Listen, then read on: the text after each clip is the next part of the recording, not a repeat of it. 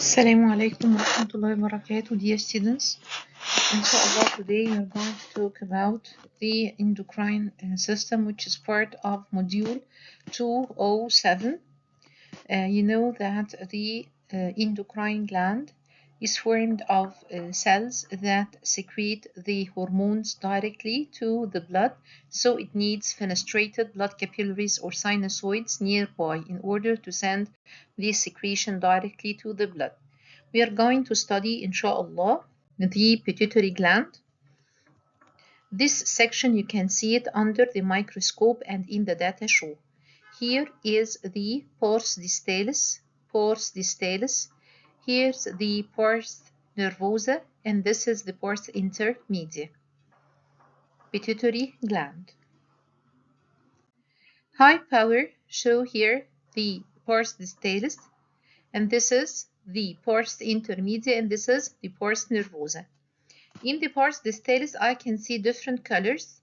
Pale cell, which is the chromophobe, dark acidophilic cell, which is the acidophile, and dark basophilic is the basophile. You know that the pars distalis contains chromophobe cells, chromophile, and the chromophile either acidophile or basophile. And the pars nervosa is formed of fibers, fenestrated blood capillaries, nuclei of supporting cells known as the pituicytes, as well as hearing bodies. Higher magnification of the pars distalis, you can see that the chromophobe cells, the chromophobe cells account for 52%.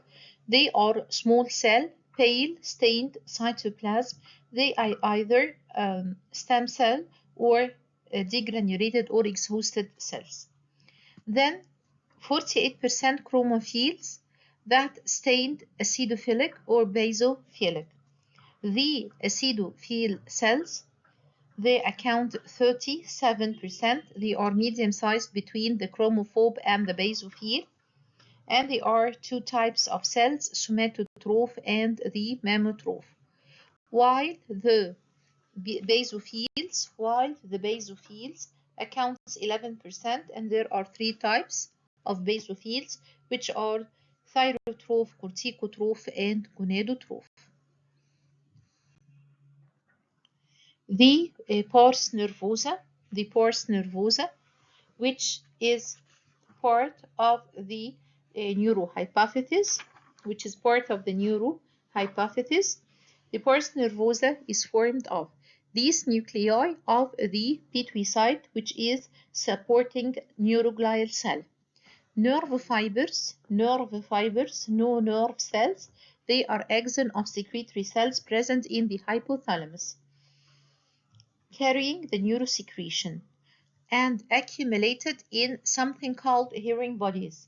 The hearing bodies are acidophilic bodies, accumulate secretion at the axon terminal and surrounded with fenestrated blood capillaries to carry the secretion directly to the blood. So again, the pars nervosa is formed of fibers,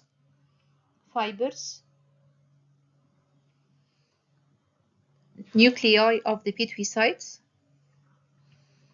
hearing bodies, and fenestrated blood capillaries. So under the microscope, the pituitary gland is low power.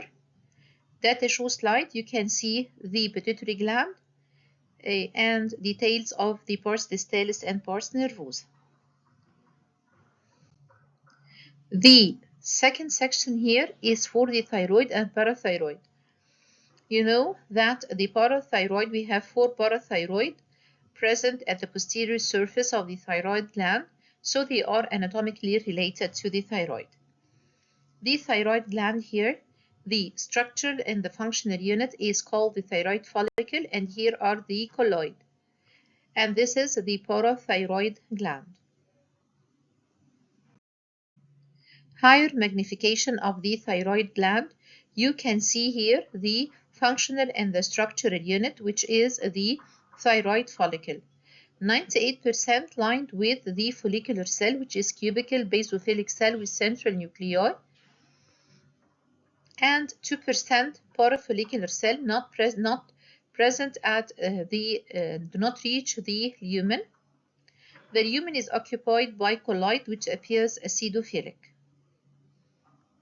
You can see here the fenestrated blood capillaries. Higher magnification of the thyroid follicle. Here, part of the thyroid follicle, and this is the colloid. Here is the follicular cell, and here is the parafollicular cell not reaching the lumen. The follicular cell secretes the thyroid hormone T3 and T4, and the parafollicular cell secrete thyrocalcitonin.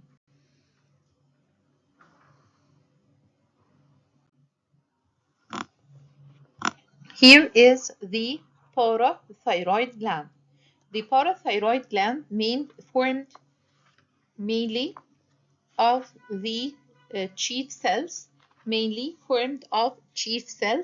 which are numerous and small in size. They are polyhedral basophilic cytoplasm. They secrete the parathyroid hormone. While the oxyphil cells, they are less in number and more in size, and appears acidophilic, and the function not yet known. Here is a section in parathyroid. The chief cell, small and basophilic, while the oxyphil large and acidophilic. Here is a section in the suprarenal gland. You know, any gland is formed of stroma and parenchyma. The stroma is formed of capsule, trabeculae, and reticular tissue, and the parenchyma of any endocrine gland is formed of cells and fenestrated blood capillaries. This is a low power. Here is the capsule. The suprarenal gland is formed of outer cortex and inner medulla. Looking at here, I'm going to take a section. This is the capsule. This is a layer under the capsule known as zona glomerulosa, then zona fasciculata, then zona reticularis, then the medulla containing chromaffin cell. Zona means area. Glomerulosa in the form of arches. The cells arranged in the form of arches.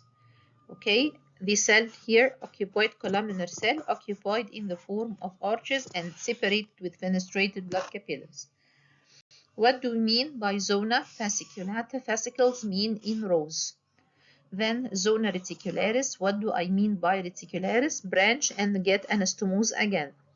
Then the medulla contain chromaffin cell by its name. Chromium, it like chromium salt. Phen means like. Higher magnification of the suprarenal cortex. Here is the perinephric fat. Here is the capsule. The zone under the capsule is called zona glomerulosa. Zona glomerulosa, columnar cell with basal rounded nuclei. Okay, this zona glomerulosa secretes aldosterone. This aldosterone regulates the water and electrolyte balance. Then the zona fasciculata, the largest zone. The cells appears pale because it's rich in fat droplets. Because it's rich in fat droplets. It's called spongocytes.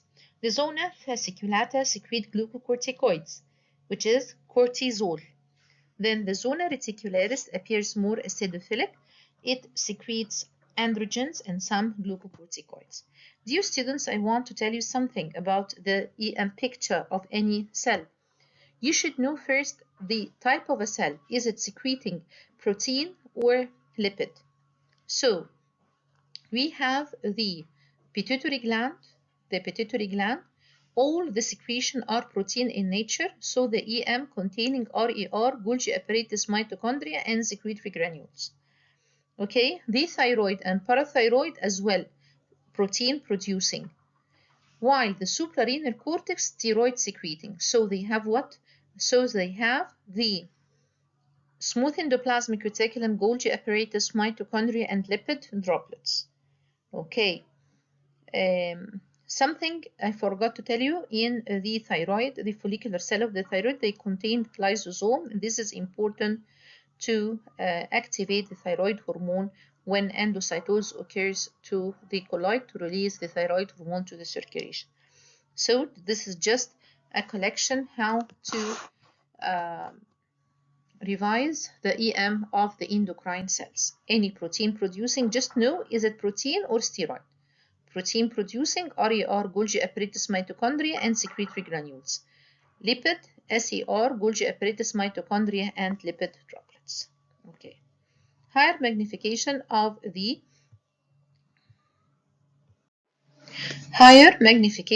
suprarenal cortex. Again, dear students, this is the capsule. This is the zona glomerulosa arranged in arches, and then zona fasciculata in rows, then zona reticularis. Here, dear students, the suprarenal medulla. As you can see here, the cytoplasm is basophilic. Why? Because this cell secrete adrenaline and noradrenaline, which are protein in nature, so they having RER, Golgi apparatus, mitochondria, and secretory granules. Due to the presence of the rough endoplasmic reticulum, the cytoplasm is basophilic. So here in the medulla, we are having chromaffin cells, which are polyhedral, separated with blood sinusoid. The cytoplasm is basophilic. Containing fine granules. The nucleus is pale with prominent nucleoli, and these cells secrete adrenaline and noradrenaline. Here, dear students, the suprarenal medulla again. These are the chromaffin cells, and this is the blood sinusoid. Suprarenal medulla.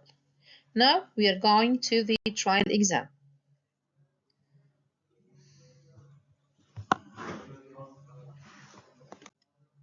As I told you before, dear students, for any data show slide, please prepare a visible feature for identification. Here I'm having colorful section, basophil, acidophil, and pale, and blood capillaries. So what the organ here? It is the pituitary gland. Be specific, pars distalis. Why? We said the pars distalis contains chromophobe cells, chromophil, either basophil or acidophil cell. The black arrow points to the basophil, the yellow points to the acidophil, the red points to the chromophobe, and the green arrow points to the fenestrated blood capillaries.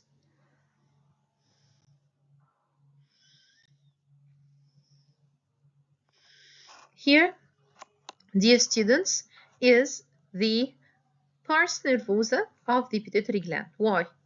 I can see fibers, hearing bodies, capillaries, nuclei of the pituitary. Identify this organ of the pituitary. It is the pars nervosa. The black arrow points to the nuclei of the pituitary, while the blue arrow points to the hearing bodies. The curved arrow points to the fenestrated blood capillaries, while the star points to the nerve fibers.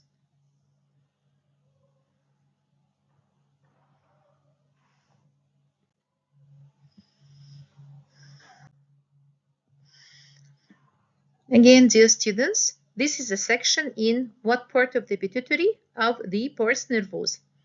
Okay, the red arrow points to the hearing body.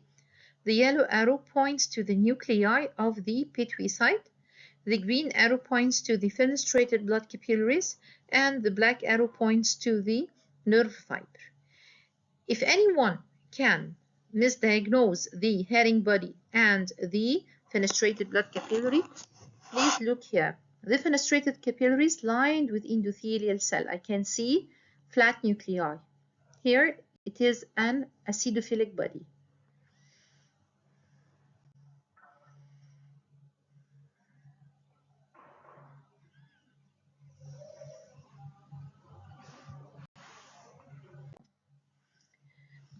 dear students, I can see the thyroid gland. Why? Because I can see the functional and the structural unit, which is the thyroid follicle. The material present here is called the colloid.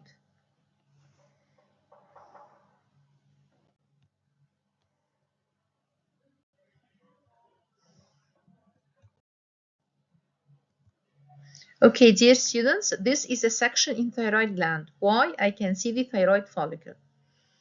The blue arrow points to a cell not reaching to the lumen, so it is parafollicular cell. The red arrow points to the follicular cell and the yellow star points to the colloid.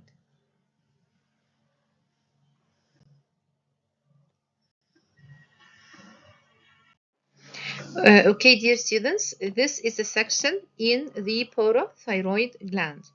Here I want to tell you something. I told you that in the parathyroid we have the chief cell is more than the oxaphyll.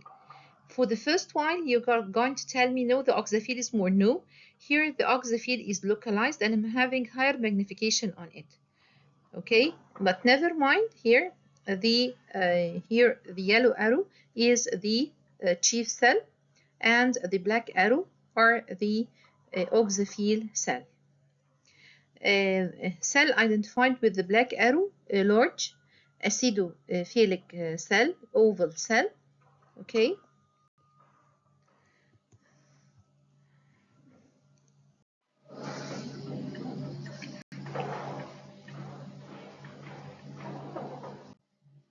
Here is section in the suprarenal gland, part of the suprarenal gland, part of the cortex.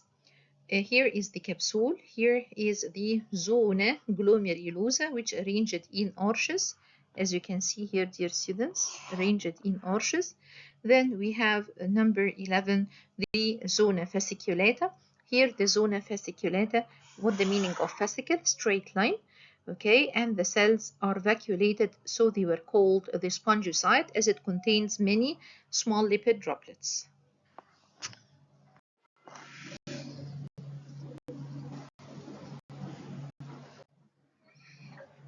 Again, dear students, identify the organ. This is suprarenal gland. This is suprarenal gland. Here, the green arrow is the capsule. The red arrow is the zona glomerulosa. The blue arrow is the zona fasciculata. The orange yellow is defenestrated blood capillary, and the yellow arrow is the zona reticularis.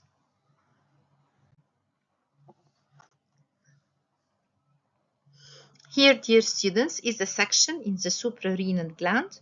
The blue arrow is the suprarenal fat.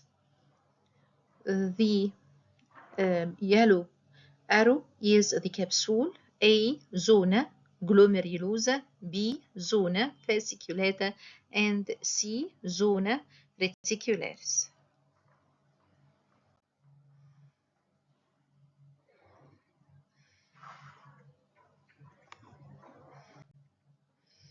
Here, dear students, this is a section in the suprarenal gland. In what zone?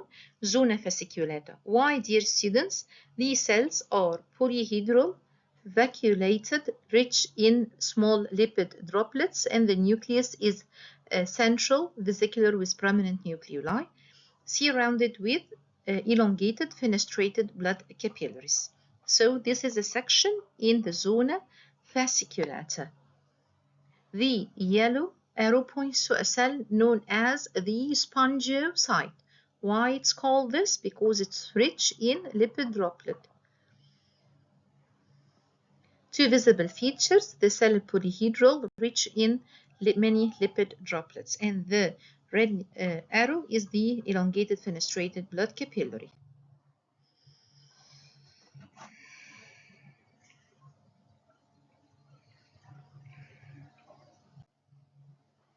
Now the label diagram. Here is the pituitary gland. Here is the pars distalis. Here's pars nervosa, and this is the pars intermedia. Here is pars tubularis, and this is the infundibulum. In the pars nervosa, we have nerve fibers, herring bodies, pituitarides, and fenestrated blood capillaries or blood sinusoids. While in the pars distalis, I'm having chromophobe cells, acidophil, basophil, and fenestrated blood capillaries. Suprarenal gland, here the capsule, here the zona glomerulosa, arranged in arches. The cells are columnar with basal rounded nuclei. Then the zona fasciculata arranged in rows, polyhedral with a central nucleus. The cytoplasm appears vacuolated as it rich in lipid droplets, so that's called spongocyte. The zona reticularis appears acidophilic, branching and smoothing cords together with the chromaffin cell of the medulla, but the reticularis is acidophilic while the chromaffin cell are basophilic. Okay, thank you, dear students. We have finished the endocrine chapter. In the light microscope, you're going to see thyroid and parathyroid, pituitary gland, and suprarenal gland.